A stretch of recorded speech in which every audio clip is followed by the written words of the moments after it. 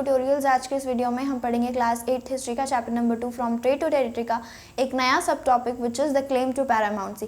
पिछले वीडियो में हमने पढ़ा था वॉर विद द मराठास।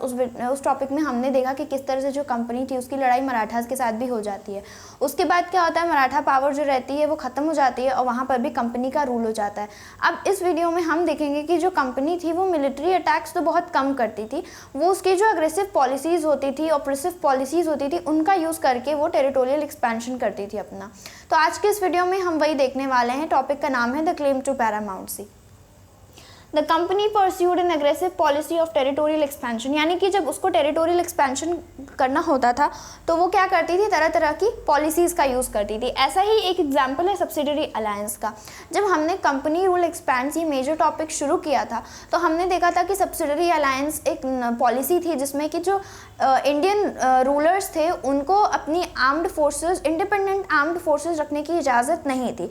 जो कंपनी थी वो उनको प्रोटेक्शन प्रोवाइड करेगी, बदले में जो राजा होंगे उनको सब्सिडरी फोर्सेस के लिए पे करना पड़ेगा। अगर वो पे नहीं कर पाते हैं, उसकी फीस नहीं दे पाते हैं, तो क्या होता था, उनके राज्य का थोड़ा सा भाग उनसे ले लिया जाता था फाइन के तौर पे। तो वैसा ही अब एक और एग्जाम्पल है उसी तरह की पॉलिसी का जिसका नाम है पैरामाउंट। तो पॉलिसी ऑफ पैरामाउंसी जो रहती है वो लॉर्ड हेस्टिंग के अंडर में इंट्रोड्यूस कराई जाती है। लॉर्ड हेस्टिंग जो रहते हैं वो गवर्नर जनरल 1813 टू 1823 तक रहते हैं। ये 10 साल लॉर्ड हेस्टिंग जो रहते हैं वो गवर्नर जनरल रहते हैं। इन्हीं के टाइम पर ये जो क्लेम टू पैरामाउंसी नाम की जो पॉलिसी है उसको लाया गया था। इस पॉलिसी में होता क्या था, company claim that it's authority was Paramount और सुप्रीम, यानी कि इसमें क्या होता था, जो कंपनी थी वो ऐसा असर्ट करती थी कि जो हमारी जो पावर है वो किसी भी इंडियन स्टेट से ऊंची है, वो सुप्रीम है। पैरामाउंट का मतलब होता है ऊंचे दर्जे का। अब आप सोचिए कि ट्रेडर आया है कोई आपकी कंट्री में ट्रेड करने के लिए और अब वो कैसी कैसी बातें बोल रहा है कि उसकी जो पावर है वो किसी भी इंडियन रूलर से ज़्यादा है। तो अब हम देखते हैं कि एक्चुअली इस पॉलिसी का क्या इम्पैक्ट पड़ा, या फिर ये पॉलिसी जो रहती है, इस पॉलिसी से कौन कौन से स्टेट्स, कौन कौन से इंडियन स्टेट्स जो रहते हैं वो एनेक्स हो जाते हैं।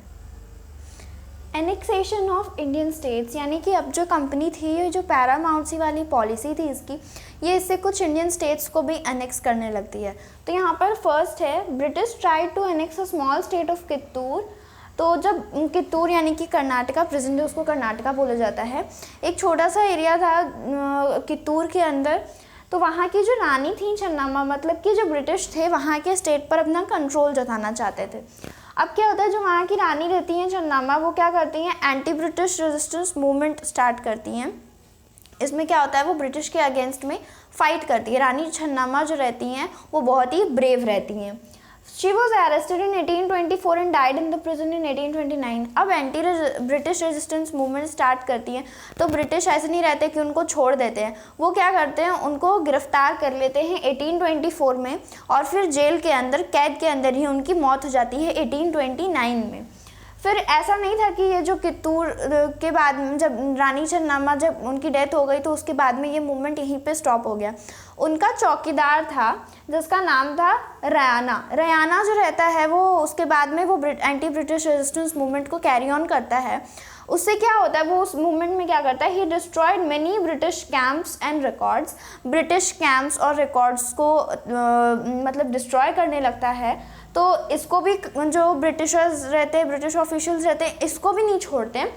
He was caught and hanged by the British in 1830। फिर 1830 में इसको फांसी पर चढ़ा दिया जाता है। अब इसके बाद में जब कंपनी जो रहती है वो रशिया से डर जाती है। क्यों डर जाती है ये अभी हम देख लेते हैं कि जो कंपनी रहती है वो रशिया से क्यों डर जाती है। Second, east India company became worried about Russia.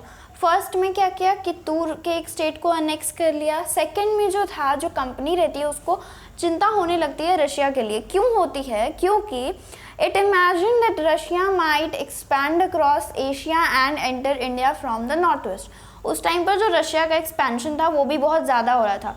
तो कंपनी को ऐसा लगता है कि रशिया जो है उसका एक्सपेंशन बढ़ता जाएगा और वो एशिया में, जब एशिया तक एक्सपैंड होके आ जाएगा तो इंडिया में वो नॉर्थ वेस्ट साइड से आ जाएगा। नॉर्थ वेस्ट साइड यानी कि कुछ पार्ट पंजाब का है, हिमाचल प्रदेश, वो वाला एरिया। तो अब इस डर के कारण जो रहती है, driven by this fear the British now wanted to secure their control over north west. अब क्योंकि उनको भी एक्सपेंशन करना था हमारी कंट्री पर, और वो किससे डर रहे थे, रशिया से डर रहे थे। इस डर के कारण वो क्या करते हैं, वो सोचते हैं कि हम सबसे पहले तो नॉर्थ वेस्ट पर अपना कंट्रोल कर लेते हैं, फिर उसके बाद में पूरे इंडियन सब कंटिनेंट के ऊपर हम अपना कंट्रोल कर लेंगे। नॉर्थ वेस्ट में जाते हैं तो नॉर्थ वेस्ट में तो अफगानिस्तान भी है, तो उस टाइम पर वो इंडिया का ही पार्ट था। तो फोर्थ में हो जाता है क्या, प्रोलॉन्ग्ड वॉर विद अफगानिस्तान। तो सबसे पहले तो जब ये नॉर्थ वेस्ट आते हैं तो सबसे पहले तो अफगानिस्तान को एनेक्स करते हैं। तो अफगानिस्तान के साथ में लड़ाई चलती है 1838 टू 1842, इतनी लंबी लड़ाई चलती है, अफगानिस्तान का एनेक्सेशन हो जाता है। फिर नेक्स्ट क्या रहता है, Sindh was taken over in 1843, Sindh जो रहता है उसका एनेक्सेशन हो जाता है 1843 में। फिर अब जो नेक्स्ट इन लाइन वो पंजाब, अब नेक्स्ट जो रहता है वो पंजाब रहता है, वहाँ पर जो राजा रहते हैं वो रहते हैं महाराजा रंजीत सिंह। महाराजा रंजीत सिंह जो रहते हैं वो बहुत ही ज़्यादा पावरफुल रहते हैं, तो वहाँ पर जो कंपनी की दाल रहती है वो नहीं गलती है। अब क्या होता है, उनकी डेथ के बाद में, आफ्टर हिज डेथ इन 1849 में पंजाब वॉज एनेक्स्ड। कितने स्टेट्स को एनेक्स किया इन्होंने, कित्तूर के एक स्टेट को, फिर उसके बाद में अफगानिस्तान, सिंध, फिर पंजाब। पंजाब में कौन रहते हैं, महाराजा रंजीत सिंह रहते हैं, वो बहुत ही ज़्यादा पावरफुल रहते हैं। उसके बाद क्या होता है, उनकी डेथ हो जाती है 1849 में, उसके बाद भी 2 लड़ाई होती है, मतलब उनकी डेथ से पहले। उसके बाद में पंजाब को एनेक्स कर लिया जाता है। तो आज के लिए बस इतना ही। आई होप चीज़ें क्लियर होंगी। मिलेंगे हम नेक्स्ट वीडियो में, वहाँ पर हम पढ़ेंगे doctrine of lapse. Please like, share and subscribe to my channel. Thank you very much.